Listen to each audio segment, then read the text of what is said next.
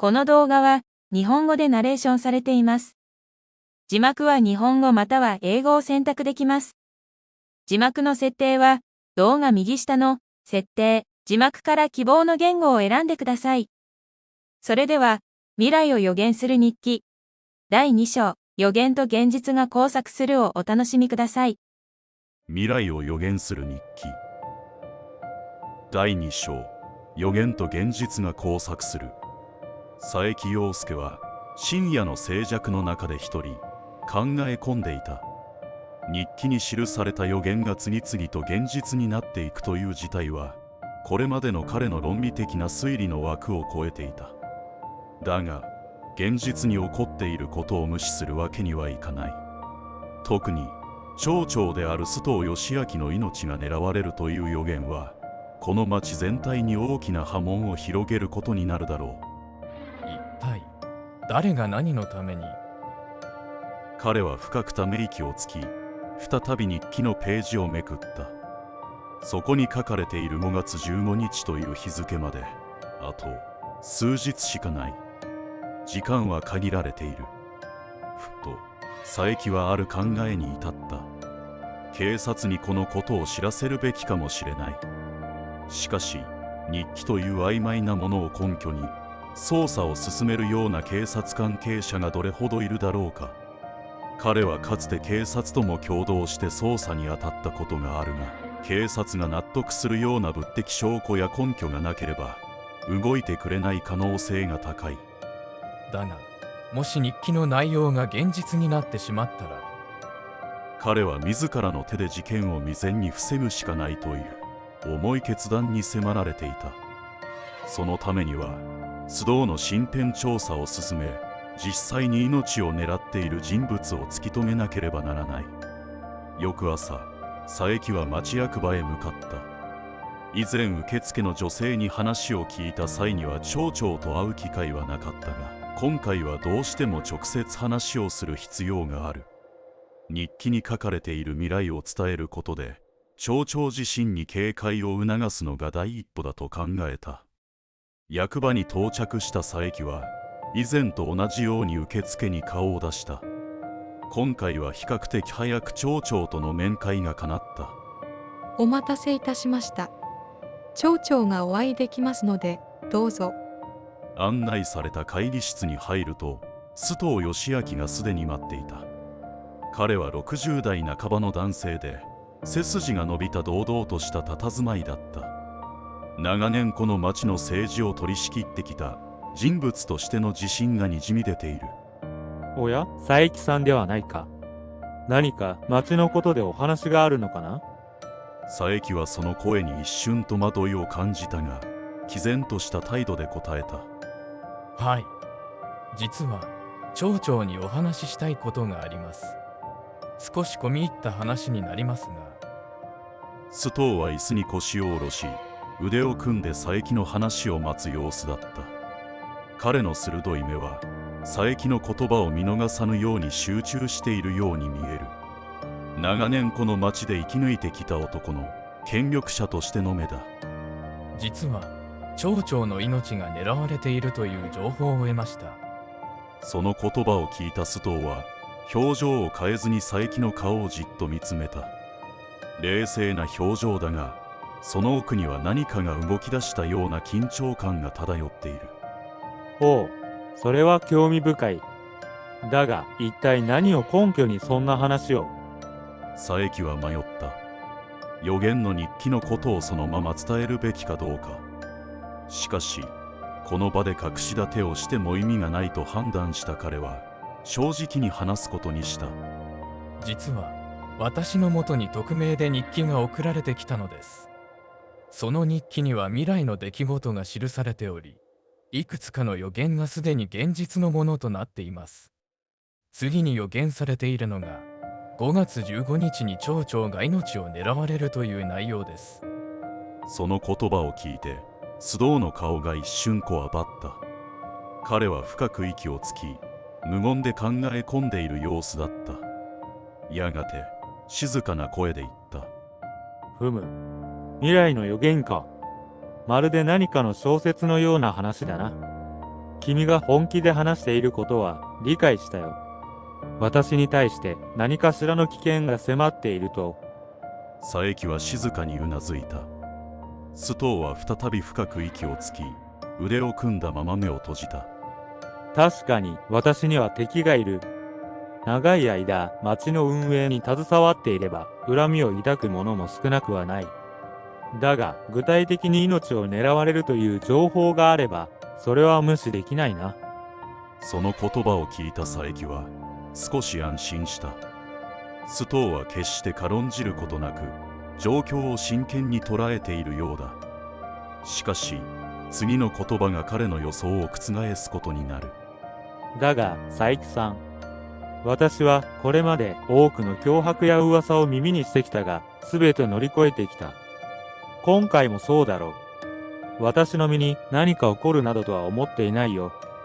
君の忠告はありがたいが私に恐れはない。須藤の言葉には確固たる自信があった。それは長年の経験に基づくものかもしれないが、佐伯にはその自信が過信のようにも思えた。町長、それでもご自身の安全には十分に配慮されるべきだと思います。今回の件はただの脅迫とは異なる気がしてならないのです。しかし須藤は佐伯の言葉に対して再び穏やかな笑みを浮かべた。君が心配してくれるのはありがたい。しかし私はこの町を守るために何があろうと動じないつもりだ。それに周囲に優れた部下たちがいる。何か起こったとしてもすぐに対処できるだろう。佐伯はこれ以上の説得が無意味であることを悟った。須藤は権力者としての自負が強く、他者からの忠告を受け入れるような人間ではないのだ。彼自身が危機感を抱かない限り動きはしないだろう。わかりました。町長、ご自身をどうか大切にしてください。それだけを告げて佐伯は役場を後にした。彼は日記に書かれている通りの事件が起こることを避けるために独自の捜査を進めるしかないと考えていた。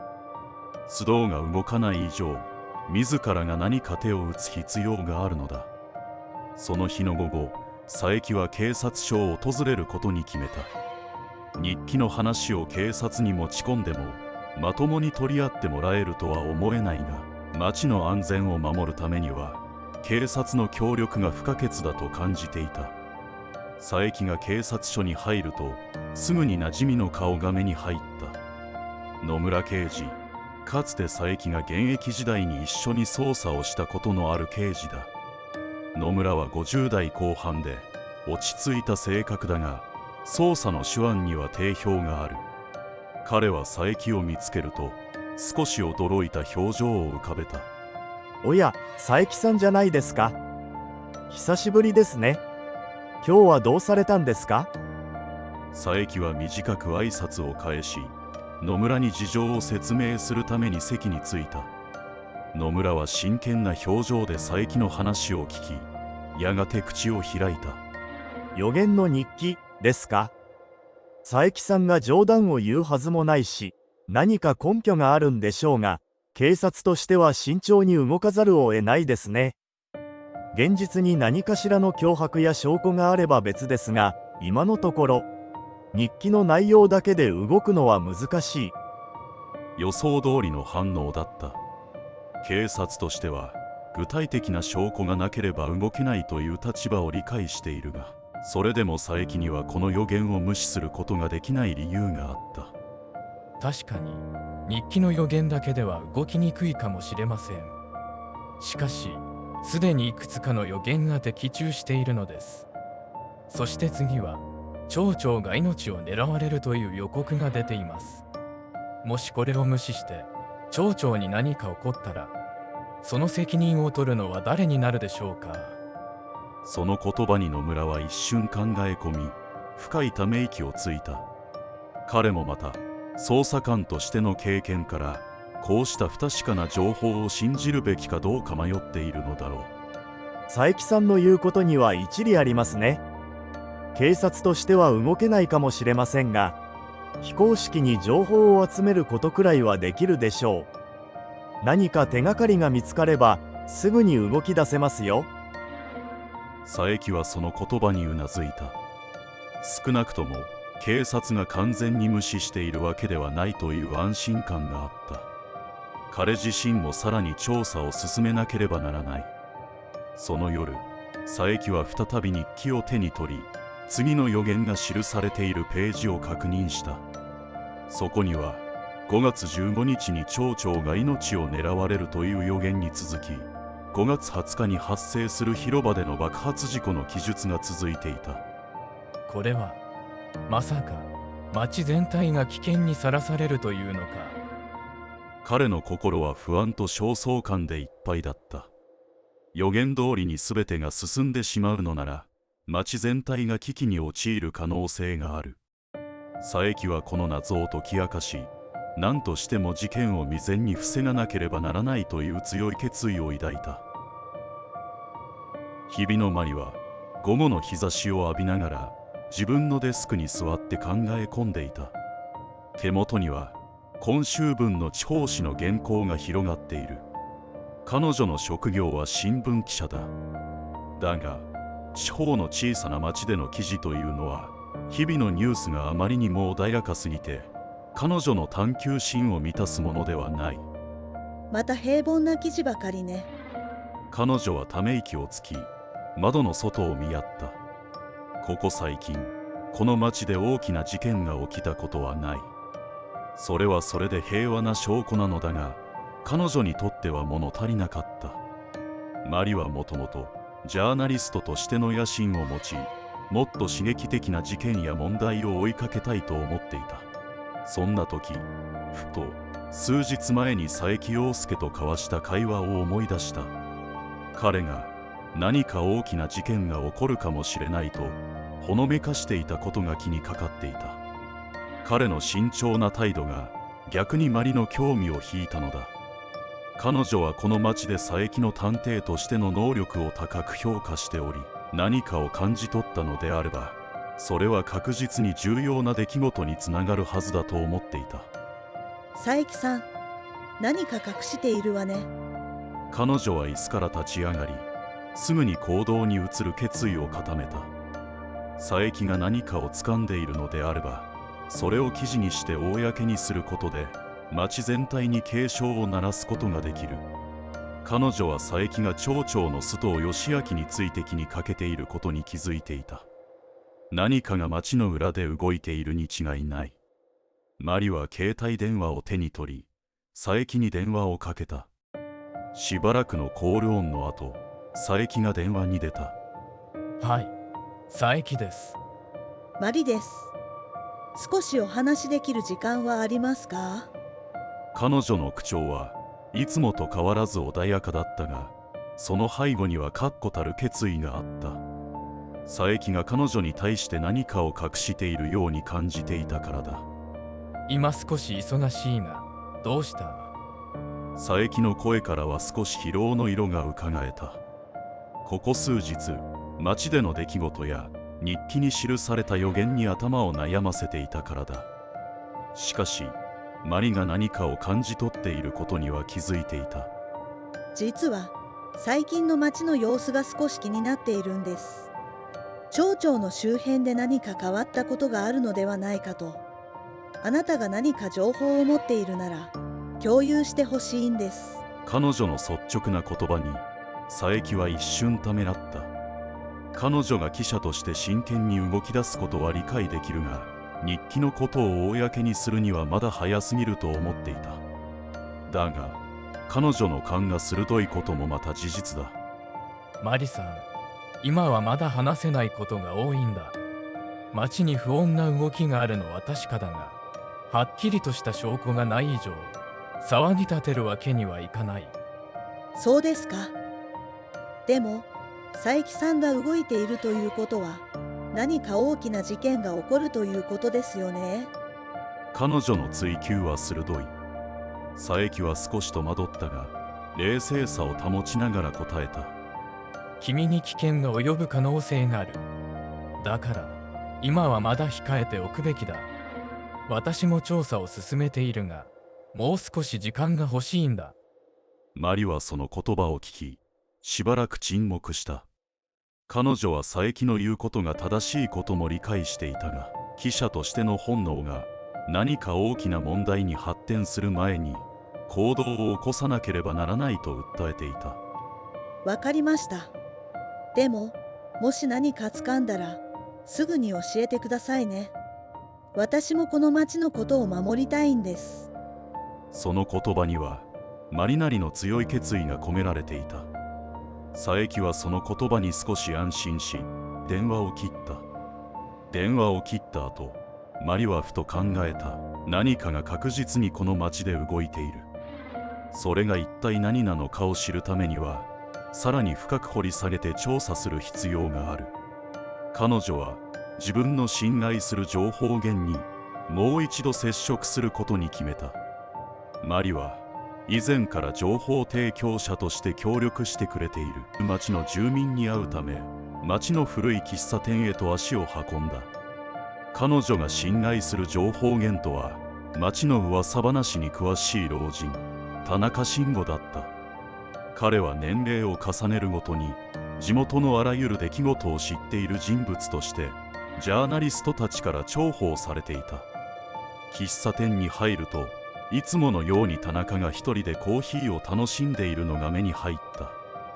マリは笑顔を浮かべながら彼のテーブルに近づいていった。こんにちは、田中さん。少しお時間いただけますか？おや、マリさんじゃないか。最近はどうだい？新しい話でもあるのかね。彼の目は好奇心に満ちていた。田中は町の噂を聞き集めることを楽しんでいるが、それ以上に彼自身が情報の中心にいることを誇りに思っていた。マリは椅子に腰を下ろし、静かに彼に尋ねた。実は、最近町長の周りで何か変わったことがないか気になっているんです。何か耳にしたことはありませんか？田中はその質問にしばらく考え込むような表情を見せたが、やがて口を開いた。まあ、町長といえば昔からいろんな噂が絶えない男だよ。最近もどうも東京の大物が絡んでるって話を聞いたよ。何か大きな事業を進めるつもりらしいが、その裏にはいろんな思惑が渦巻いているらしい。その言葉にマリは心がざわついた。東京からの大物、それが何を意味するのかはまだわからないが、何かしらの権力闘争や裏取引が絡んでいる可能性がある。そのことについてもう少し詳しく教えてもらえますか？田中は少し考え込みながらも続けた。町長が新しいプロジェクトを進めるにあたって東京の投資家たちが協力してるって噂だ。だがそのプロジェクトには賛否両論があってな。町の古い商店街を壊して新しい施設を建てるらしいが、地元の住民の反発が強いらしい。マリはその言葉に興味を惹かれた。古い商店街を壊して新しい施設を建設する計画、それが町民に不満を抱かせているという事実は何かしらの火種になる可能性が高い。それが原因で町長に対して反感を持っている人たちがいるんですね。田中は軽くうなずいた。ああ、その通りだよ。須藤町長は強引なやり方で知られているからな。何人かの商店主はかなり怒っているし、反対運動も少しずつ広がっているって話だ。マリはその情報をメモしながら心の中で整理した。町長の新しいプロジェクトに対する反発が広がっている。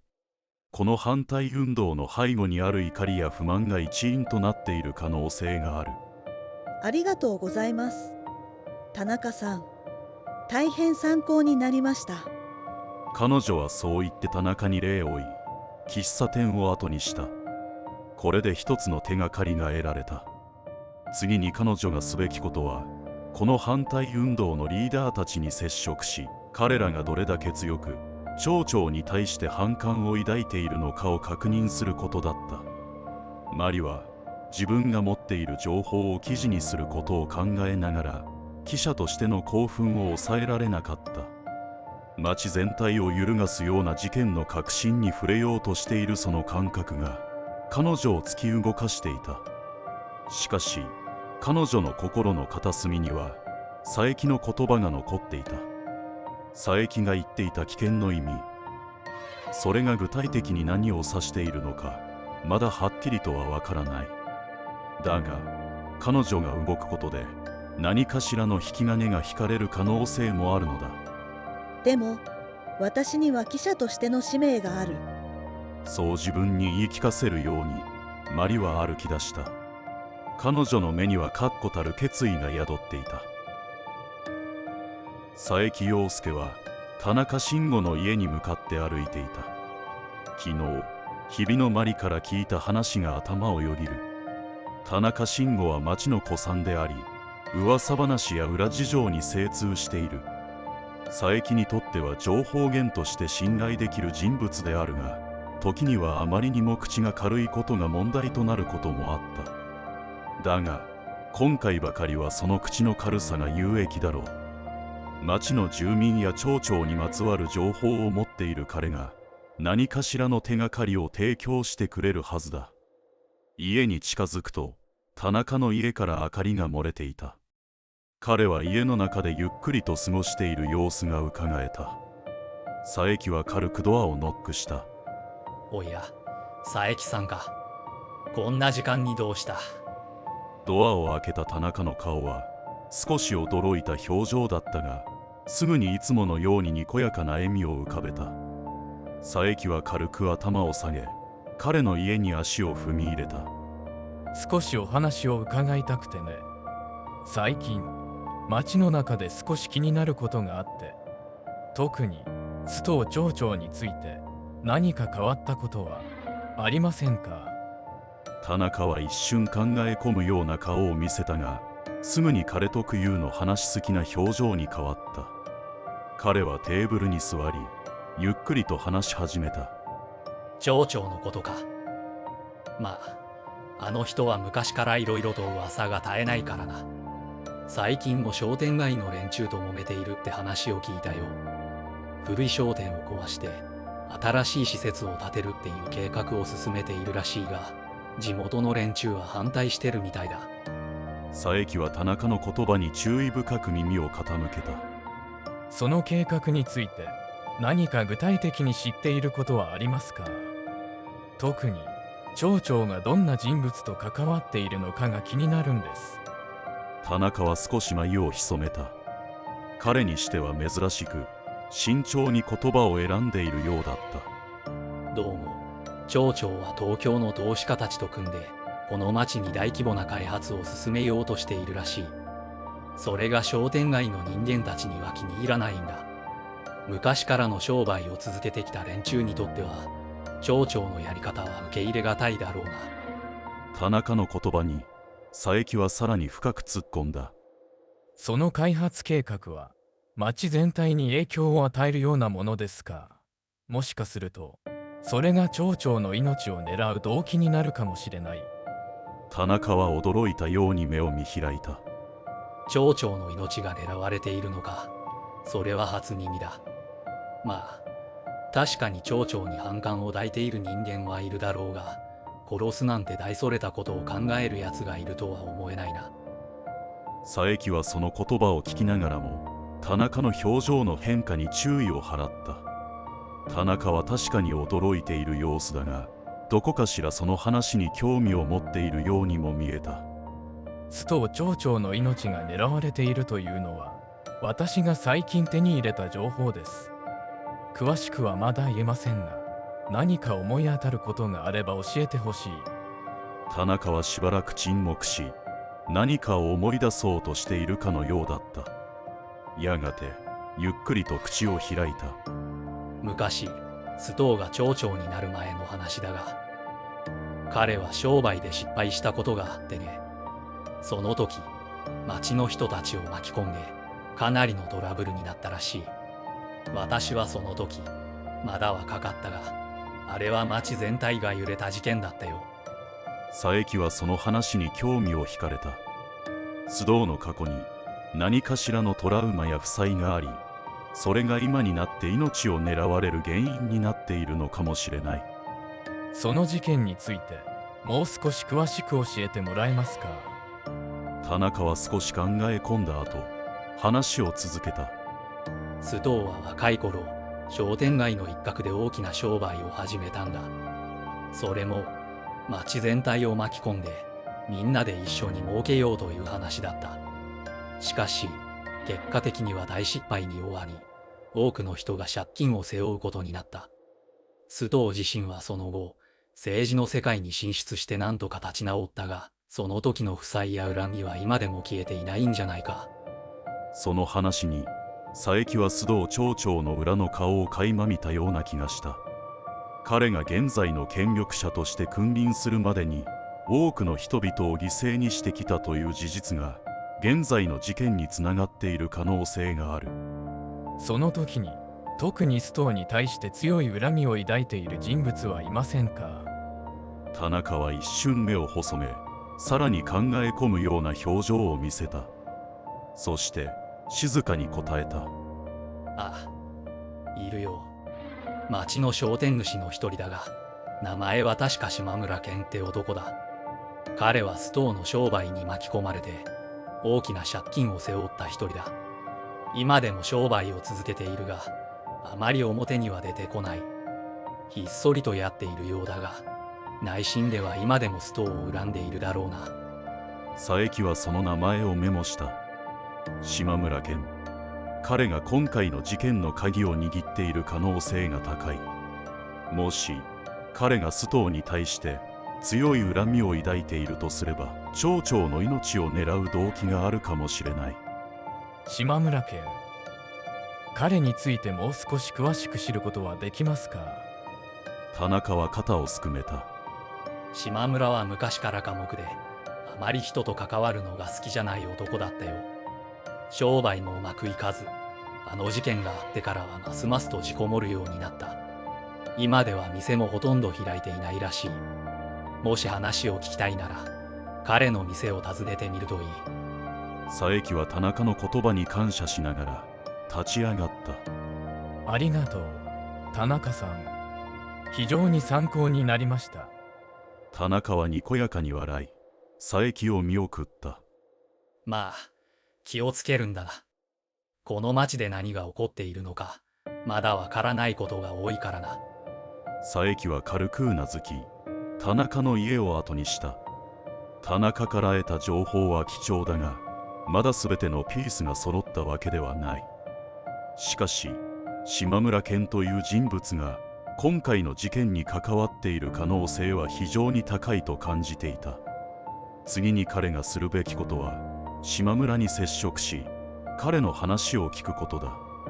その夜、佐伯は自宅に戻り、日記を再び手に取った。これまでの予言は全て現実のものとなっている。そして次に予告されているのは、町長の命が狙われるという出来事だ。佐伯の胸には不安と焦りが渦巻いていた。もしこの予言が本当だとしたら、彼は次の日の行動計画を立てながら島村健という男について考え続けた。彼が須藤に対して強い恨みを抱いているのであれば、何かしらの行動を起こす可能性は高い。そしてその行動が日記に書かれた未来と一致するのなら、佐伯は深く息をつき、頭を整理しようとした。しかし彼の心は次第に不安でいっぱいになっていった。最後までご視聴いただきありがとうございました。この事件の裏にはまだ明かされていない過去の闇が隠されています。佐伯がたどり着くのは未解決事件と家族の秘密。過去と向き合うことで真実に一歩近づけるのでしょうか。次回物語は新たな局面へ。第3章、佐伯の過去と町の秘密をどうぞお楽しみに。